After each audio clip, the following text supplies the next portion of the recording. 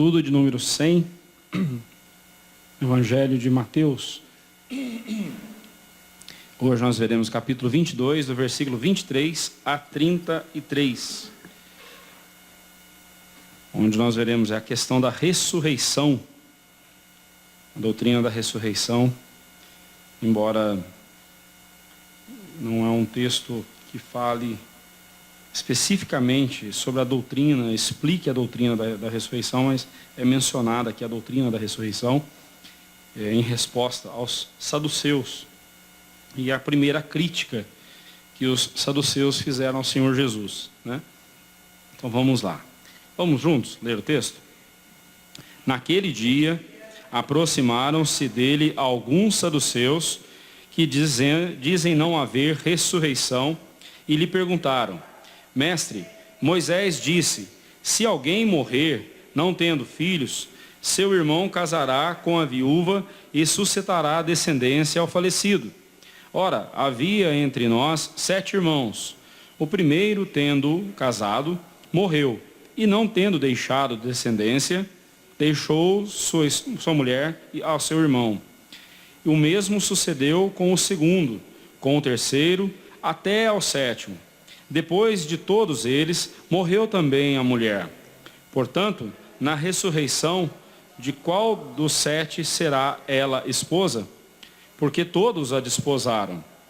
Respondeu-lhe Jesus: errais, não conhecendo as Escrituras, nem o poder de Deus. Porque na ressurreição, nem casam, nem se dão em casamento. São, porém, como os anjos no céu.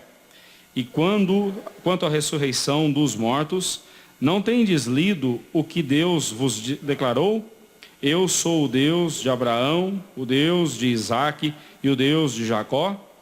Ele não é Deus de mortos, e sim de vivos. Ouvindo isto, as multidões se maravilhavam da sua doutrina. Senhor Deus e Pai, quando vamos agora estudar Tua Palavra, te pedimos que o Senhor esclareça o nosso coração e ajude-nos a entender e a aplicar a Tua Palavra ao nosso viver. Assim nós te pedimos em nome de Jesus. Amém. Então nós vemos aí o Senhor Jesus sempre esteve rodeado de inimigos, né? Agora nós encontramos outro grupo, um grupo religioso conhecido como os saduceus. Nós já estudamos sobre eles quando nós vimos lá no capítulo 3, versículo 3 a 10, lá no estudo 6, né? Então já faz um bom tempinho que a gente já viu, né? Então só para recordar aí, quem são os saduceus? Eles eram uma classe de sacerdotes, descendentes de um homem chamado, possivelmente, descendentes de Zadok, lá no Antigo Testamento, que era um sacerdote, um sumo sacerdote. E enquanto os fariseus, eles estavam voltados para o ensino da lei, era a parte mais, digamos assim, eles eram os doutores da lei, os saduceus cuidavam do templo e do culto. Enquanto uns eram mais acadêmicos, os outros eram mais, eu vou usar a palavra místico não, mas eram mais contemplativos, né, dados à adoração, eram sacerdotes, né? E eles disputavam entre si o domínio do povo.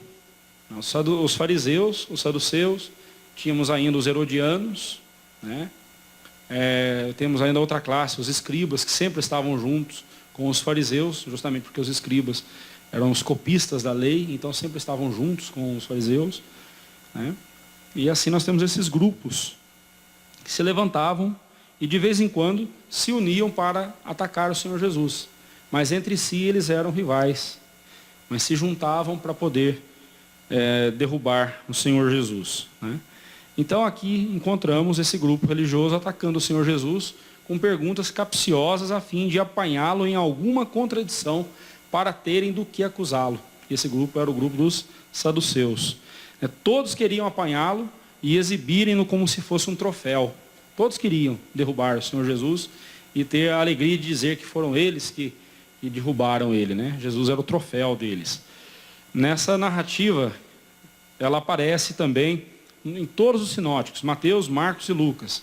As diferenças são mínimas, né? E nós vamos só ressaltar aí na medida em que estivermos estudando nem é necessário a gente fazer uma comparação dos textos, porque as diferenças são mínimas mesmo.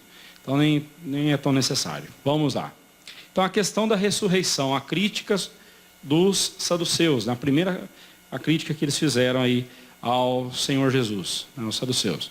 Sobre quem eram os saduceus, nós já vimos lá no estudo número 6. Então, se você tiver a apostila, recorde lá depois em casa. Só ressaltamos que eles eram um partido político, religioso, né, voltado aí para o sacerdócio. Eles cuidavam do culto. Era eles que diziam como que o culto ia ser ali no templo, né? Eles tinham um interesse em derrubar o Senhor Jesus também, especialmente porque Cristo mostrou que não havia mais necessidade de um espaço físico, né, um templo, para que Deus fosse adorado e cultuado. Então, veja bem, o Senhor Jesus, quando ele trouxe o Evangelho, ele mexeu com essa turma toda. Com os fariseus, ele deixou os fariseus desesperados, porque ele tirou o domínio que os fariseus tinham sobre o povo. A manipulação dos fariseus e tudo mais, e Jesus tirou. Agora, quem que os fariseus iriam manipular? Se eles haviam perdido a moral diante do povo. Os saduceus ainda diziam, não, nós temos domínio sobre o povo, porque o povo, se quiser adorar a Deus, tem que vir aqui no templo. E tem que ser do jeito que a gente manda, né? Do jeito que a gente quer. O Senhor Jesus vem e fala que, inclusive profetizou, né, que o templo seria destruído e não seria mais reconstruído. Não ficaria pedra sobre pedra do templo. Seria destruído. E os saduceus, então, viram aqui a ameaça, né? Jesus estava sendo uma ameaça para eles, né? Porque Jesus estava tirando o domínio que eles tinham sobre as pessoas. Um domínio de medo, de pavor. Eles dominavam pelo medo, pelo pavor. E agora o Senhor Jesus, então, traz essa verdade libertadora, né? E por isso, então, eles queriam, por todas as formas, silenciar o Senhor Jesus também, né?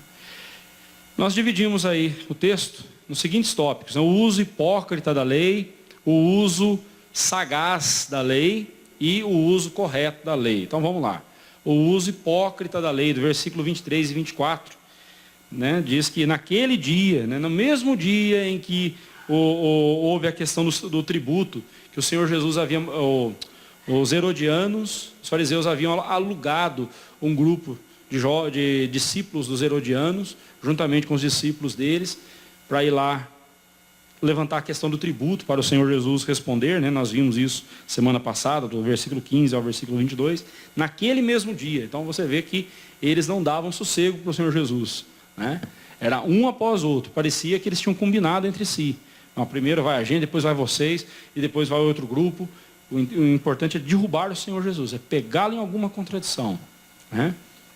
Então, naquele mesmo dia, aproximaram-se dele alguns saduceus, que diziam não haver ressurreição. Mas lá em Atos, capítulo... Onde está aqui?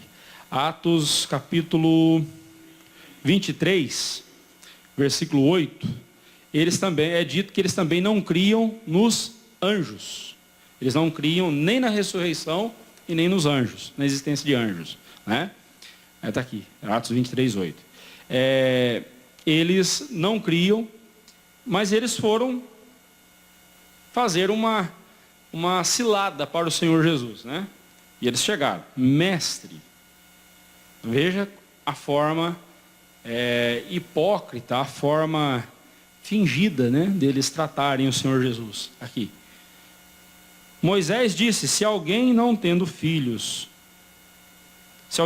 não tendo filhos, seu irmão casará com a viúva e suscitará descendência ao falecido. Essa era a lei do levirato, descrita lá em Deuteronômio 25, 5 e 6. Está até transcrito aí na apostila, né? Se irmãos morarem juntos e um deles morrer sem filhos, então a mulher do que morreu não se casará com outro estranho, fora da família.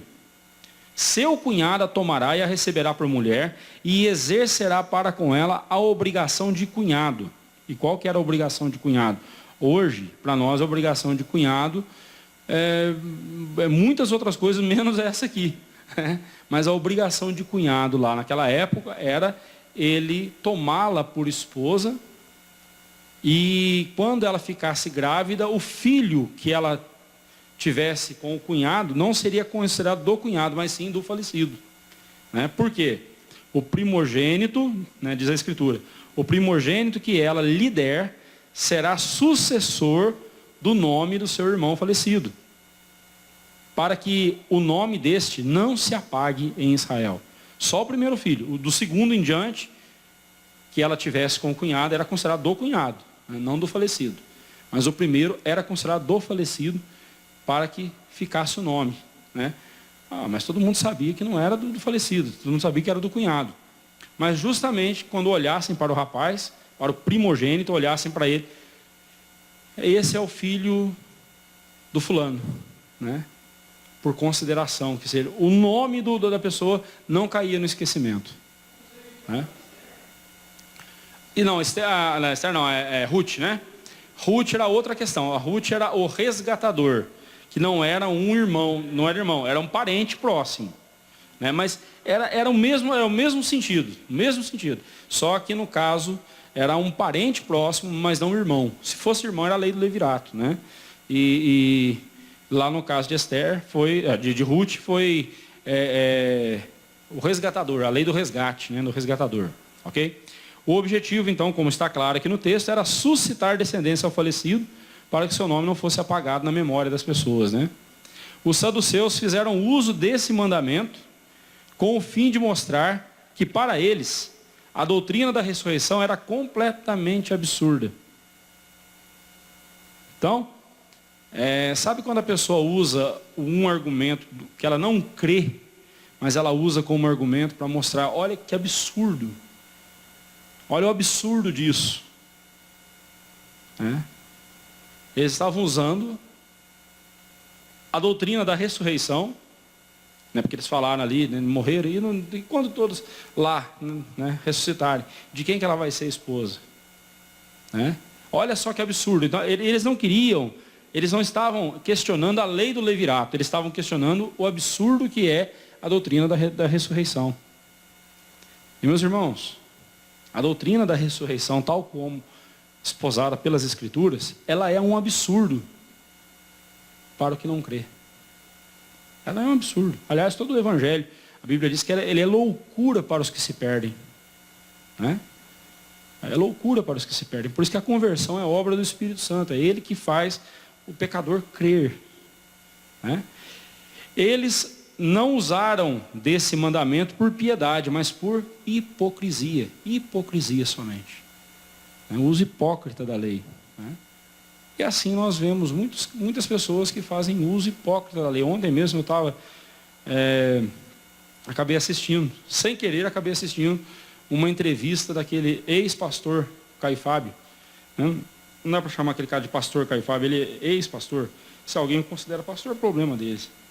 Mas o Caio Fábio, era impressionante como que ele pega as Escrituras e as distorce descaradamente as Escrituras para dar base para o que ele crê, para o que ele pratica. Porque uma coisa que nós precisamos entender é o seguinte: nós praticamos aquilo que cremos. Se eu creio verdadeiramente em Cristo Jesus, se eu creio verdadeiramente no Evangelho, eu vou praticar o Evangelho. Se eu digo que creio no Evangelho, mas pratico o contrário, eu estou mostrando que o que eu creio mesmo não é no Evangelho. A minha prática revela a minha crença. A minha prática revela a minha crença. Eles aqui não criam na ressurreição e estavam usando o argumento da ressurreição aqui de forma hipócrita. Tanto é que Cristo vai responder depois e vai ser firme, chamando eles de hipócritas, lá no texto de Lucas. O uso sagaz da lei. Então, versículo 25 a 28. Agora aqui nós vamos ver como eles, de forma sagaz, usaram a lei, o mandamento. Então, eles prosseguiram. Ora, havia entre nós 7 irmãos. Tudo indica que isso aqui era uma invenção da cabeça deles. Ainda que era possível acontecer de uma pessoa, de uma mulher casar-se com um rapaz, e ele morrer, depois ela casar com o segundo, com o irmão, e ele morrer, casar com o terceiro irmão, ele morrer. Ainda que isso não seja impossível, mas né, por que 7? Né? Por que 7? Porque aqui era uma história absurda. Mas observe que eles falam, havia entre nós. Então, quer dizer, eles estão mentindo, que provavelmente eu creio que era uma mentira, né? Eles aqui estavam inventando essa história, né? Eles estão distorcendo os fatos. Isso é sagacidade, né? A pessoa que manipula os argumentos, manipula os fatos para poder argumentar do jeito que ele quer. O primeiro, tendo casado, morreu, não tendo descendência. Deixou sua mulher a seu irmão, né? O mesmo sucedeu com o segundo, com o terceiro, quarto, quinto, sexto, até o sétimo. Depois de todos eles, morreu também a mulher. Portanto, na ressurreição, né? Aqui você dá até para ouvir eles dizendo assim, portanto, se houver esse negócio de ressurreição, de quem que ela vai ser esposa? Você vê aqui a sagacidade desses homens. Se houver esse negócio de ressurreição, de quem vai ser ela, esposa? Né? Embora esse caso apresentado pelos saduceus possa ter acontecido, né? Provavelmente este aqui trata-se de uma invenção deles, com o objetivo de derrubarem o Senhor Jesus. O sarcasmo presente aqui trata-se, na pergunta deles, é notório, né? Em sendo correta a suposição deles, suponhamos, né, que o que eles estão falando aqui fosse correto. Por que ir até o sétimo irmão? No segundo o problema já estava estabelecido. E aí ela vai ser esposa do primeiro ou do segundo? Né? Do Zé ou do João?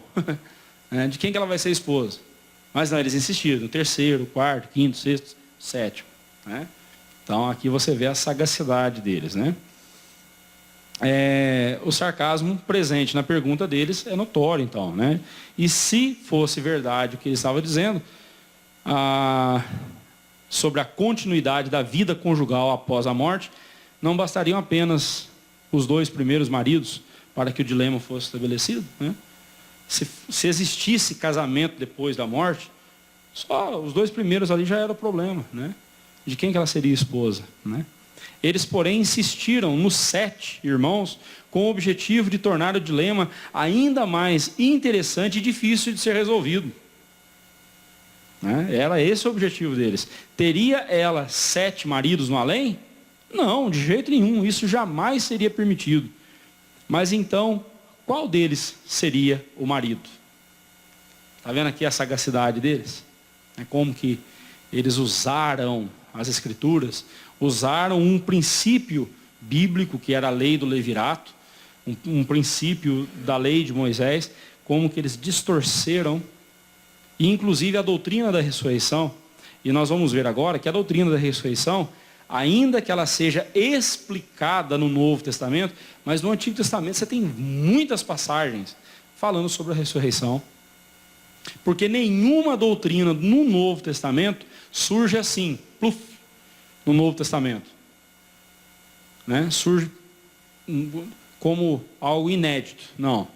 Todas as doutrinas do Novo Testamento têm o seu eco e o seu respaldo lá no Antigo Testamento.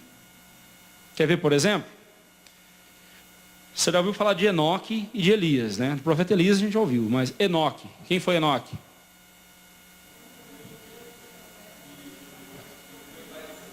Por que ele já não era? E tomou para si. O que isso quer dizer? Ele foi o primeiro ser humano na história, que se tem notícia, registrada nas Escrituras, que foi levado de corpo e alma para os céus. Depois, o outro que temos o registro, foi Elias. Tem mais alguém? Jesus. Né? Agora, por que nós temos essa história de Enoque e de Elias no Antigo Testamento? Para mostrar para nós que um dia a dona Miriam não vai estar só a alma dela lá no céu. Um dia, quando Jesus voltar e nos buscar, nós estaremos lá no céu de corpo e alma. Vai acontecer a ressurreição final. Ah, mas como assim? Nós estaremos de corpo? Sim, porque já tem 2. Aliás, já tem 3 lá, sim. Já tem 3, a gente já tem notícia, que já está lá. Elias, Enoque, Elias e Jesus. Você está vendo como que é importante? Toda a doutrina do Novo Testamento, ela é explicada, ampliada, mas ela encontra sua semente, o seu germe lá no Antigo Testamento. O fundamento está lá. Por isso que nós não podemos desprezar o Antigo Testamento. Ainda citando de novo esse herege, o Caio Fábio, nessa entrevista ele fala, o Antigo Testamento já não tem mais valor nenhum. Já perdeu a sua validade, não temos que perder tempo com o Antigo Testamento, quer dizer. Aí ele acha que ele é o primeiro a falar isso. No século I já teve um outro herege chamado Marcião. Marcião, ele recusou todo o Antigo Testamento, ele era antissemitista, contra judeu. Ele desprezou todo o Antigo Testamento. No Novo Testamento ele manteve apenas o Evangelho de Lucas, Atos dos Apóstolos, a carta aos Romanos. Eu acho que só. Ele fez um cânon próprio para ele. O restante tudo jogou fora. Só ficou com essas. Então, não é o primeiro herege a fazer isso. Então, ele não está reinventando a roda. Ele só está girando uma roda que já existia há muito tempo. Mas, voltando aqui. Toda a doutrina, então, do Novo Testamento tem o seu respaldo no Antigo Testamento. Nós não podemos surgir com nada novo no Novo Testamento que não tenha o seu eco e o seu respaldo lá no Antigo Testamento. Qualquer doutrina está lá no Antigo. Porque o Novo Testamento, o Antigo Testamento era a sombra do que viria. Ele apontava para o perfeito. Apontava para o que é perfeito. O Senhor Jesus. E, lá em 1 Coríntios 13, embora as pessoas pensem que ali esse versículo esteja falando de Deus, quando vier o que é perfeito, então o que é imperfeito em parte será aniquilado. Tal. O perfeito ali é o cânon das Sagradas Escrituras. É o cânon. Então, vamos em frente. Esse é outro assunto, o uso correto da lei, versículo 29 a 33, obviamente, quem fez o uso correto da lei aqui foi o Senhor Jesus. Respondeu-lhes Jesus, errais, não conhecendo as Escrituras, nem o poder de Deus. Versículo 29. O Senhor Jesus, então, lhes respondeu, mostrando-lhes que laboravam em 2 erros. Por não terem, primeiramente, o conhecimento do que as Escrituras dizem sobejamente sobre a doutrina da ressurreição. E 2, por não terem conhecimento do poder de Deus, que é tal que torna desnecessário o casamento após a morte. Então eles deturpavam, e assim então eles deturpavam a doutrina da condição eterna dos ressurretos. Por não conhecerem as Escrituras nem o poder de Deus, eles, o que eles fizeram? Deturparam a doutrina da condição eterna dos ressurretos. E outro erro que eles cometeram também foi que eles deturparam a doutrina bíblica da ressurreição. Então veja bem, quando nós não conhecemos as Escrituras, também nós não conhecemos o poder de Deus. Porque é nas Escrituras que nós temos a revelação de Deus para nós. Nós só podemos conhecer a Deus através das Escrituras. Se não conhecer um, como é que vai conhecer o outro? Certo?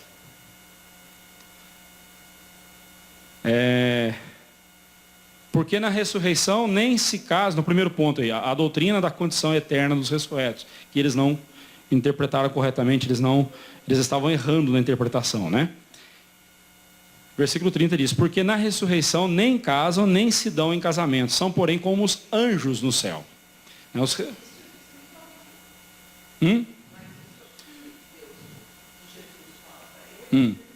Sabia. Olha quanta referência bíblica no Antigo Testamento, no segundo ponto, falando sobre a ressurreição. sobre os anjos, quantas passagens do Antigo Testamento falam sobre a atuação dos anjos, né? Pois é, porque no Antigo Testamento, quando você fala da ressurreição, é como eu disse, a doutrina da ressurreição, tal como nós a conhecemos, ela é ampliada e ela é completada no Antigo Testamento, no Novo Testamento. Mas no Antigo Testamento, por que Jesus fala, vocês erram por não conhecer as Escrituras, nem o poder de Deus? Né? Essa questão do poder de Deus ali, por quê? O poder de Deus em ressuscitar-nos para uma nova realidade de vida. Agora, onde é que a gente tem essa informação? Nas Escrituras. Mas como eles não conheciam nem as Escrituras, também não conheceriam o que se diz sobre o poder de Deus em ressuscitar mortos para uma nova realidade de vida, um novo céu e nova terra, uma nova condição de vida. E se é uma nova condição de vida, né? Aí nós vamos ver que no Antigo Testamento, a doutrina da ressurreição fala sobre a eternidade, né? Não vai morrer mais, a morte não será mais uma realidade, tudo mais. Então, peraí, se eu não vou morrer mais, qual que é um dos motivos do casamento? Um dos motivos óbvios do casamento? Reprodução humana. Mas por que tem que ter reprodução humana? Porque ninguém aqui fica para semente. Nós vamos morrer, o outro vão ocupar o nosso lugar. Lá no céu não tem isso. Seremos como os anjos de Deus, né? Seres assexuados, né? Pode ser, não sei. Mas eu sei que a relação sexual e o casamento lá não serão necessários. Por quê? Porque não será mais necessária a procriação. Ah, pastor, mas o casamento não é só para procriação, né? Sim, é verdade. A Confissão de Fé fala que não. O casamento é para o prazer, para o bem, do bem-estar do homem, da mulher, tudo mais, está na presença de Deus. Só que lá no céu nós não vamos precisar de mais nenhuma fonte de prazer na nossa vida. Nós temos Deus. Deus é o nosso, Jesus é o nosso tudo, né? Sim. Continuaremos humanos, mas glorificados, né? É outra realidade de vida, né? Por isso que é novo céu e nova terra. É uma nova realidade de vida, né? Vamos lá, vamos voltar para cá. Então os ressurretos receberão corpos gloriosos. A morte não terá a última palavra sobre os filhos de Deus. E justamente por não haver mais morte, a raça humana não necessitará mais ser reproduzida. Este é um dos motivos para o casamento, né? A saber, a reprodução da santa semente. Aí tem uma notinha de rodapé lá. Eu cito a Confissão de Fé de Westminster, no capítulo 25 do matrimônio, parágrafo 2, diz assim: o matrimônio foi ordenado para o auxílio mútuo de marido e esposa. Gênesis 2, 18. Para a propagação da raça humana por uma sucessão legítima e da igreja por uma santa semente. Uma semente santa, né? Malaquias 2,15. E para evitar-se a impureza. Então aqui nós temos os motivos para o qual existe o casamento. Primeiro, para o auxílio mútuo, marido e esposa. Não é bom que o homem esteja só, né? É bom, o casamento é algo bom aos olhos de Deus. Segundo, a propagação da raça humana por uma sucessão legítima. Bem, se essas ideologias de gênero continuarem perpetuando por aí, né, a raça humana corre risco. Ah, mas nada a ver, pastor. A mulher que é lésbica, se ela quiser ser mãe, ela pode ser mãe, é verdade. Mas você já imaginou a cabeça de uma criança, como é que fica? A mãe com cara de homem e o pai com cara de mãe, de mulher. Você imagina a bagunça, ou então com duas mulheres, mãe e pai. Você imaginou como que isso é difícil para uma criança? Ah, mas isso é preconceito da sua cabeça. Não, não é preconceito da minha cabeça. Isso aí é algo antinatural, algo contrário à vontade de Deus, é algo antinatural, né? Uhum. Uhum.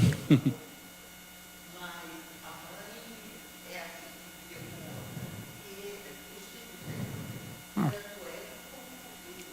difícil, gente, é difícil. Ah, mas a culpa é da sociedade. Não é culpa da sociedade, não. Não é culpa da sociedade, não. A sociedade, mas a sociedade é opressora, a sociedade é preconceituosa. Irmãos, é algo antinatural. Não temos como fugir disso, né? Mas vamos voltar para cá, né? Então, é para esse motivo. O outro motivo do casamento é a sucessão na igreja, né, por uma semente santa. Né? Nós somos aliancistas, nós cremos que os nossos filhos fazem parte da aliança. Né? Eles nascem dentro dessa aliança e chega uma hora que eles vão decidir permanecer nessa aliança também.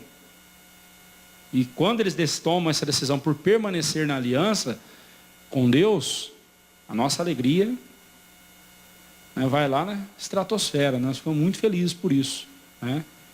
Eu fico tão feliz quando eu ouço que um ímpio converteu-se a Cristo Jesus e quer fazer a profissão de fé, quanto eu fico quando eu ouço que o filho de um crente, que foi batizado quando bebezinho, agora está dizendo assim, eu quero fazer minha profissão de fé.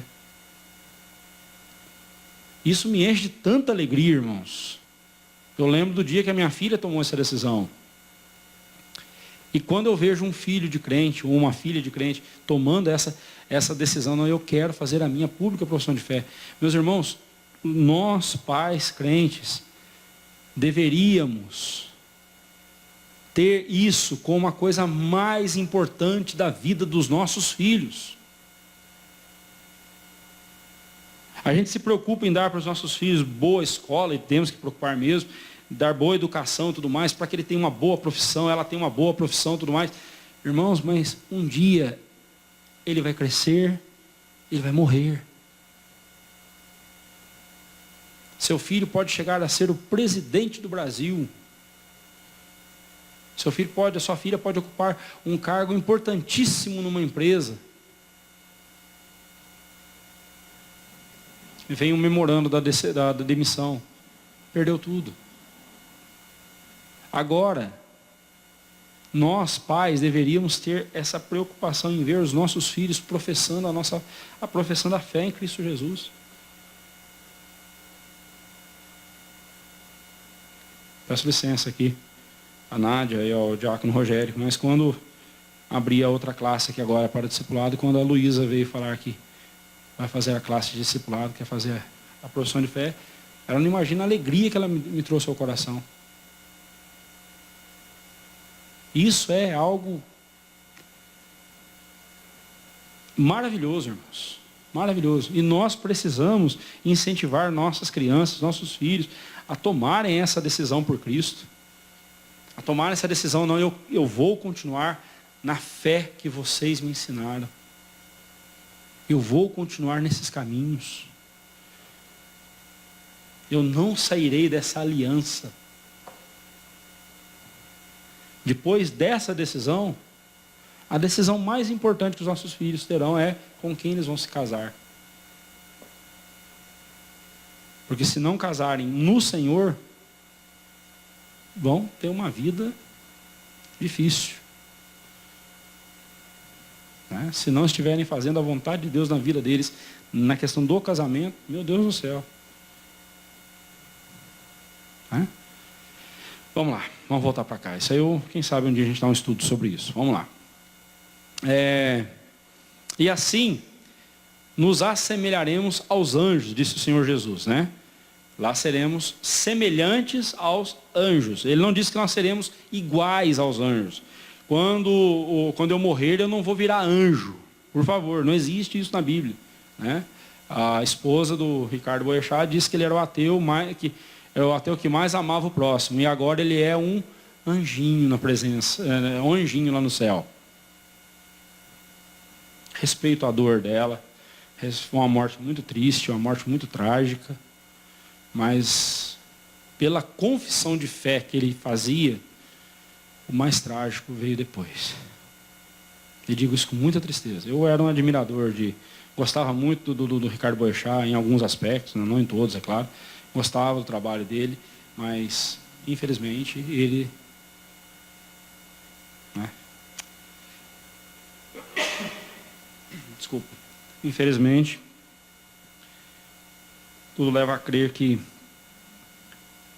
o que veio depois da morte dele foi muito mais trágico do que a própria morte em si. Mas ele não virou anjo, não. Ninguém vira anjo depois que morre. Se morrermos agora, nossa alma estará com Cristo nos céus, aguardando o dia da ressurreição, aguardando a ressurreição final. Vou voltar nesse assunto mais à frente. Por enquanto, é importante saber isso. Nós estaremos já desfrutando. Não tem esse negócio de dormir, sono da alma, como dizem os hereges adventistas. Não tem nada a ver. Não tem nada a ver. Quando a Bíblia fala que fulano dormiu no Senhor, é um eufemismo, é uma forma, como a gente fala, descansou. Né? Mas morreu mesmo. Aí você chega falando assim, morreu, né? O andar de cima. Ou então de piadinha, né? Então foi para o andar de cima. Né? Então, são eufemismos. Né? Mas ninguém está dormindo lá no céu. Lá as almas dos justos, justificados, estão louvando ao Senhor Jesus, bendizendo a Deus, não ainda na plenitude. Por quê? Porque ainda não foram ressuscitados. A plenitude será quando nós estivermos com os nossos corpos glorificados na presença de Jesus. Aí louvaremos Ele na plenitude da glória dEle. Meu Deus, que coisa maravilhosa. Jesus não disse que seremos anjos, mas sim que nos assemelharemos a eles, não tendo mais reprodução. O número de anjos, nós não sabemos quantos são, mas Deus criou aquele número de anjos, ele não aumenta e nem diminui. Anjo não morre, né? Anjo não morre. Os que caíram, em pecado foram trancados em grilhões eternos, estão condenados, né? Mas são anjos caídos, não se tornaram em outra coisa, né? A gente chama de demônios, né? Mas nada mais é que anjos pecadores, anjos malignos pecadores, né? Então estão em grilhões eternos, né? O que Cristo está dizendo é que não haverá mais matrimônio, porque não será mais necessário reproduzirmos-nos. Não vai ter mais essa necessidade, né?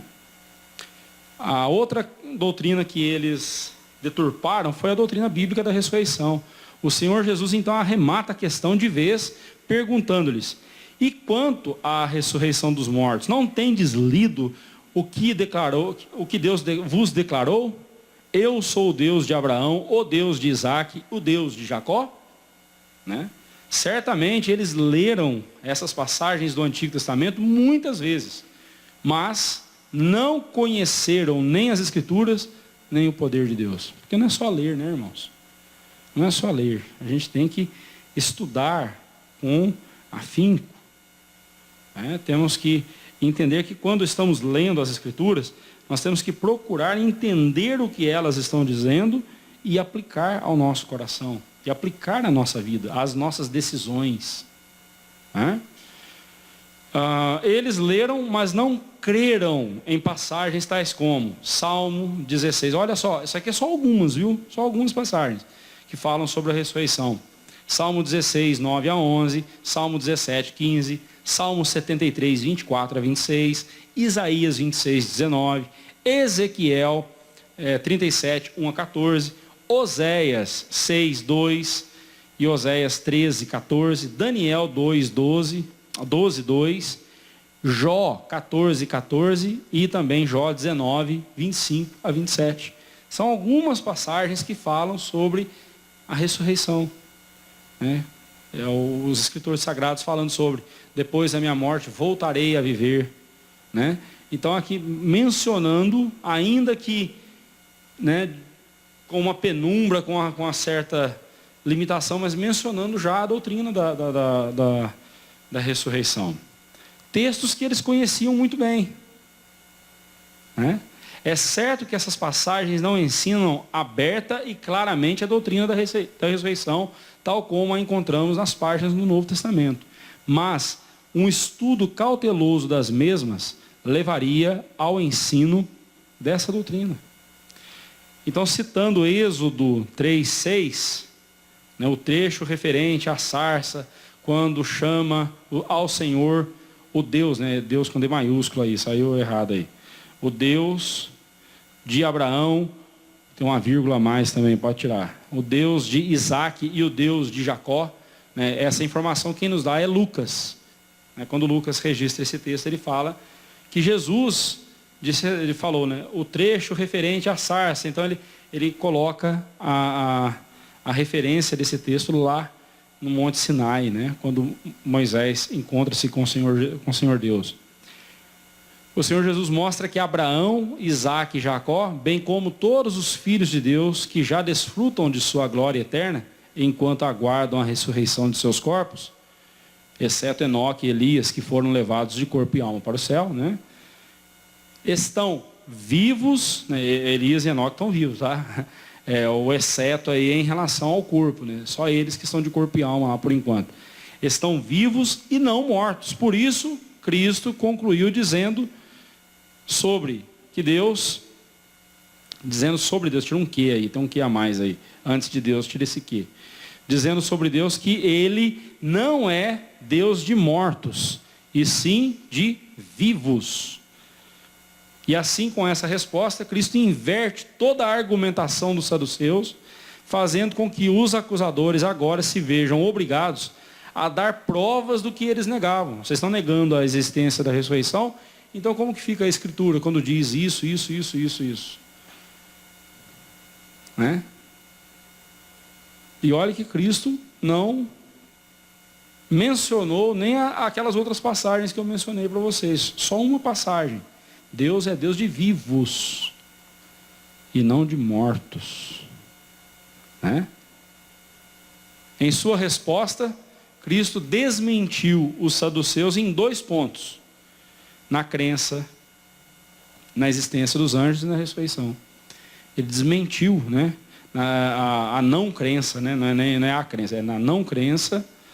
Né, eles não criam nem na existência dos anjos e nem na ressurreição. E Cristo os desmentiu nesses 2 pontos. Né? Diante de mais um triunfo de Cristo sobre aqueles que dominavam o povo com medo e pavor, nos diz a Escritura que, ouvindo isto, as multidões se maravilhavam da sua doutrina. Claro que eles se maravilhariam. Eles estavam vendo as cadeias que os religiosos colocaram sobre eles se desfazerem ali, né? Religiosos colocando cadeias com fins escusos, dominando sobre o povo. Agora, perdendo esse domínio, né? Aplicação prática para nós aí, irmãos. Warren Wiersbe, ele diz o seguinte: é perigoso especular com relação à vida futura. Devemos tomar por base a autoridade da palavra de Deus, pois somente nela encontramos a verdade sobre o futuro. A Bíblia não revela tudo sobre a vida futura, mas nos encoraja e nos esclarece. Jesus respondeu aos saduceus insensatos de maneira tão detalhada que os fez calar. Até mesmo as multidões se maravilharam com sua resposta. Então nós precisamos tomar cuidado para não irmos além do que a Bíblia diz. Eu sei que, como disse o apóstolo Paulo, citando Isaías, nem olhos viram, nem ouvidos ouviram, nem jamais penetrou em coração humano o que Deus tem preparado para aqueles que o amam. O céu é muito mais do que está descrito na Bíblia. O que nós temos descrito sobre a vida eterna, sobre a vida na glória, é só um pouco do que será. Até mesmo porque a nossa mente aqui não conseguiria compreender toda aquela magnitude. Quando Paulo fala que nem olhos viram, nem ouvidos ouviram, nem jamais penetrou em coração humano. Quer dizer, para nós, na atual condição, nós somos incapazes de entender a maravilha do que será isso tudo. Por isso que é bom esperar, né? Vamos esperar. Né? E querer. E eu acho interessante aquele texto que Paulo fala, né? A todos quantos amam a sua vinda. A nossa relação com a glória eterna deve ser uma relação de amor. Eu amo a vinda do Senhor Jesus. E o que significa isso? Quem ama quer estar junto. Quem ama não vê a hora de reencontrar-se. Né? Quem ama sente falta quando o outro não está presente. Então, eu amo a vinda do Senhor Jesus. Toda a força da minha vida, do meu coração, está nessa bendita esperança. Né? E enquanto esse dia não chega, eu vou viver cada dia nessa perspectiva. Né? Tal como os saduceus, devemos nos calar quando não tivermos nenhum esclarecimento das Escrituras sobre este ou qualquer outro tema. Tal como as multidões, devemos sempre nos maravilhar com a palavra de Jesus e não cairmos em fúteis especulações. Só não devemos ser hipócritas como os saduceus, né? Mas nós devemos nos calar. Quando a Bíblia se cala diante de um assunto, devemos nos calar também. Quando a Bíblia não nos dá uma explicação sobre algo, paremos com as especulações e creiamos no que ela está dizendo. Creiamos no que a Bíblia diz. Questão para reflexão. Você já conhece as Escrituras e o poder de Deus? Lembrando aí o que significa essas palavras, né? A única forma de você não errar é conhecendo a ambos. Os saduceus erraram porque não conheceram nem as Escrituras, nem o poder de Deus. E olha, eles tinham as Escrituras em suas mãos. Eles tinham as Escrituras em suas mãos. Que tal tragédia não aconteça conosco. Para o nosso bem e para a glória do Senhor Jesus. Amém.